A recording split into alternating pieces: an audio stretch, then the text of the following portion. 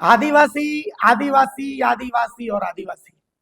भाई रिम्स 2 का निर्माण हो रहा है, लेकिन आदिवासी झारखंड में कितना पावरफुल है कि रिम्स 2 में रैयत जो आदिवासी हैं, उन रैयतों को किसी का साथ नहीं मिल रहा है। ले दे के एक चंपई सोरेन ने जो विज्ञप्ति जारी की, उसको छोड़ दिया जाए तो अब तक रिम्स 2 को लेकर के कोई कुछ नहीं बोल रहा। बाबूलाल मरांडी चुप है, बंधु तिर्की चुप है, आदिवासी जितने संगठन है, केंद्रीय सरना समिति और पता नहीं पढ़ा जतरा, पता जितने भी हैं, सब चुप है, कोई नहीं बोल रहा है। रिम्स 2 में जो भी हो रहा है, भाई आदिवासी रैयत है वहां के, सिंपल सी चीज है। बिना जमीन के अधिग्रहण के आरोप लग रहा है कि अधिग्रहण आपने नहीं किया है जमीन का और आप वहां पर रिम्स 2 का निर्माण करवा रहे हैं। अब इसके पीछे क्या मंशा हो तो भगवान जाने, सरकार की अपनी जिद है, वहां जो आदिवासी रैयत उनकी अपनी जिद है। लेकिन झारखंड में आदिवासियों की स्थिति आप देख लीजिए कि उनका साथ देने के लिए एक आदिवासी नहीं है। अब तक चंपाई सोरेन इकलौते ऐसे नेता हैं जिन्होंने इसको लेकर के विज्ञप्ति जारी की है, वरना किसी ने एक शब्द नहीं बोला है, कोई नहीं।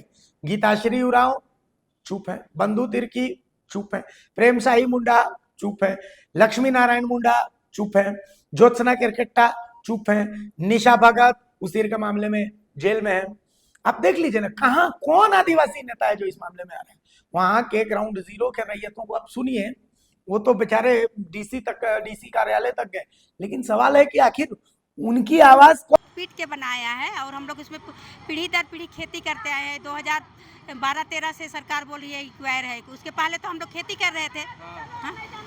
तो इतना खेती वाली जमीन पर रिम्स 2 बनाने की क्या जरूरत, किसान कहाँ जाए? वो तो सरकार को पूछिए ना, हम लोग कहाँ जाएंगे, उसको सरकार को पूछिए। हमको पूछिएगा तो हम क्या बताएंगे? सरकार को पूछिए कि खेती जमीन में रिम्स 2 बनाने का क्या जरूरत पड़ा उसको। परेशान कर रहे हैं हमें रिम्स 2 के लिए। मैं बताना चाहूँगा 2012 में इसी ज़मीन में ऋषिम गुरु जो स्वर्गीय शिबू सोरेन जी इसी ज़मीन में बोले थे हल जो तोरे, उसके बाद यहाँ से खेती बाड़ी होते आई है, तब तक कोई नहीं रोकने आया। लेकिन आज 25-26 में उसके बेटे हेमंत सोरेन जी आते हैं और यहाँ पे रिम्स 2 का कार्य करवाते हैं। बताइए, हम कतई बर्दाश्त नहीं करेंगे। अगर सच में हमारे पूर्वजों को मुआवजा मिला है तो आप दस्तावेज दिखाएं, बिन लिखित का हम यहाँ कोई काम करने नहीं दिए। ना हमें नोटिस आती है, ना यहाँ पे मुआवजा कोई हमारे पास दस्तावेज है। तो उठाए, कोई नहीं, कोई ऐसा नहीं है जो उनकी आवाज उठा रहा है। तो कुल मिलाकर के यही स्थिति है झारखंड के आदिवासी की। अब आप सोच लीजिए कि झारखंड का आदिवासी ये लड़ाई झारखंड के लिए जो आप कहते हैं ना, तो वो कैसे लड़ेगा। चंपाई सोरेन ने सोशल मीडिया पर पहले पोस्ट कर दिया है, वो लिखते हैं कि रांची के नगड़ी में बिना अधिग्रहण के आदिवासियों मूल निवासियों की जमीन को रिम्स 2 के नाम पर छीनने का प्रयास कर रहे ये आदिवासी विरोधी सरकार अब सारी सीमाएं लांघ रही है। ये रांची शहर आदिवासियों और मूलवासियों की जमीन पर बसा हुआ है। एचईसी ने 7200 एकड़ जमीन ली, लेकिन प्लांट मात्र 500 एकड़ में बनाया। लॉ यूनिवर्सिटी के लिए 125 एकड़ जमीन ली गई। ऐसे कई अधिग्रहण हुए, आज तक किसी भी मामले में किसी को पुनर्वास नहीं मिला। जब एचईसी ने जमीनें वापस की तो सरकार उसे रैयतों को वापस करने की जगह उसे बेचने लगी। अपने हाई कोर्ट बनाया, विधानसभा बनाया, माननीयों के लिए बंगले भी बने, लेकिन उन रैयतों को क्या मिला जिनकी जमीनों पर यह सब बन रहा था। रांची के शहरी क्षेत्र के तीनों विधानसभाओं, रांची, हटिया और कांके में जो थोड़ी बहुत जमीन आदिवासियों मूलवासियों की बची है, उसे भी यह सरकार छीनने का षड्यंत्र रच रही है। आपका मुख्य मकसद इस क्षेत्र से आदिवासियों मूलवासियों को उजाड़ना ही है क्या? सन 1957-58 में हुए जिस अधिग्रहण की बात सरकार कर रही है, वो कभी पूरा ही नहीं हुआ। उस समय हुए विरोध के बाद तत्कालीन मुख्यमंत्री डॉक्टर श्री कृष्ण सिंह ने इस प्रक्रिया को रोकने की बात कही थी।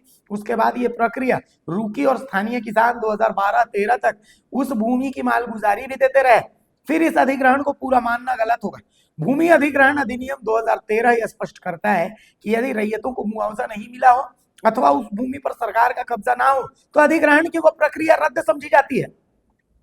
यहां ना मुआवजा मिला, ना ही सरकार कब्जा कर पाई, वहां खेती हो रही थी, तो सिर्फ सरकार के कहने से अधिग्रहण मान लिया जाए क्या?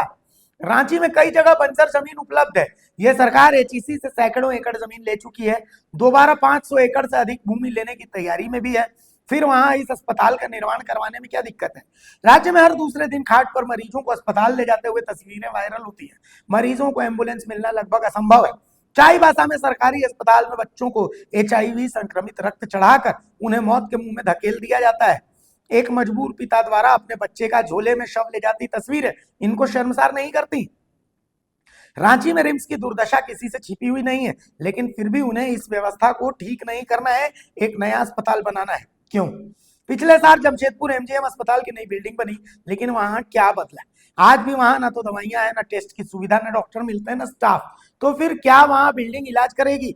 सरायकेला में मैंने एक बड़ा अस्पताल बनवाया था, 1.5 साल से भवन बनकर तैयार है, लेकिन सरकार उसे शुरू क्यों नहीं करना चाहती?